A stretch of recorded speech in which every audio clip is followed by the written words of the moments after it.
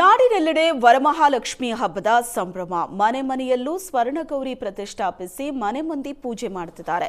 ಮೈಸೂರಿನ ಸಿದ್ಧಾರ್ಥ ಲೇಔಟ್ನಲ್ಲಿರುವ ಮಾಲಿನಿ ಪ್ರವೀಣ್ ಅನ್ನೋರು ಕಳೆದ 15 ವರ್ಷಗಳಿಂದ ಗೌರಿ ಪ್ರತಿಷ್ಠಾಪಿಸಿ ಪೂಜೆ ಮಾಡುತ್ತಿದ್ದಾರೆ. ಪ್ರತಿ ವರ್ಷವೂ ವಿಭಿನ್ನ ಥೀಮ್ನಲ್ಲಿ ಲಕ್ಷ್ಮಿ ಪೂಜೆ ಮಾಡ್ತಿರೋ ಇವರು ಈ ಬಾರಿ ಭೂವರಾಹನಾಥ ಶೈಲಿಯಲ್ಲಿ ಲಕ್ಷ್ಮಿಯನ್ನ ಪ್ರತಿಷ್ಠಾಪಿಸಿ ಸಡಗರದಿಂದ ವರಮಹಾಲಕ್ಷ್ಮಿ ಪೂಜೆಯನ್ನ ಮಾಡಿದ್ರು.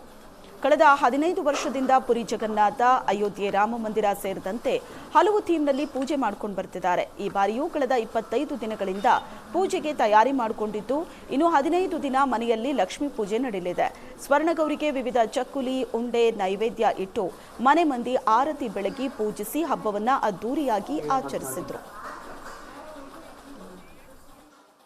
ಪೂಜೆ ಕೈಂಕರ್ಯ ಬೆಳಗ್ಗೆ 3 ಗಂಟೆಗೆ ಎದ್ದು ಸ್ನಾನ ಎಲ್ಲ ಮಾಡಿ ನಾವು ಇವ್ರನ್ನ ಕರೆಸ್ತೀವಿ, ಪೂಜಾರನ್ನ. ಅವರು ಬಂದು ನಮಗೆ ಅರ್ಚನೆ, ಅಭಿಷೇಕ ಎಲ್ಲ ಮಾಡಿಕೊಡ್ತಾರೆ. ಅದಕ್ಕೂ ಮೊದಲು ಹಿಂದಿನ ದಿನ ನಾವು 12 ಥರ ತಿಂಡಿಗಳನ್ನ ಮಾಡ್ಕೊತೀವಿ, ಮನೇಲೇ ಮಾಡ್ತೀವಿ. 12 ಥರ ತಿಂಡಿ ಮಾಡಿ ಬೆಳಗ್ಗೆಗೆ ನೈವೇದ್ಯಕ್ಕೆ ಪಾಯಸ, ನಮ್ಮಲ್ಲಿ ಕಡಲೆಕಾಳು ಉಸಿ ಮತ್ತು